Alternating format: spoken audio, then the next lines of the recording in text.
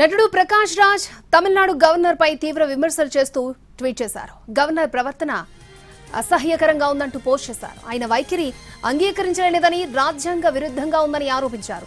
భేదాభిప్రాయాలు ఉండొచ్చు కానీ విజయ్కు ప్రజల మద్దతు ఉందని ప్రకాష్ రాజ్ పోస్ట్ లో పేర్కొన్నారు. విజయ్కి సభలో మెజారిటీని నిరూపించుకునే అవకాశం ఇవ్వాలని ట్వీట్ లో రాసుకొచ్చారు. జస్ట్ ఆస్కింగ్ అని హ్యాష్ ట్యాగ్ చేశారు ప్రకాష్ రాజ్.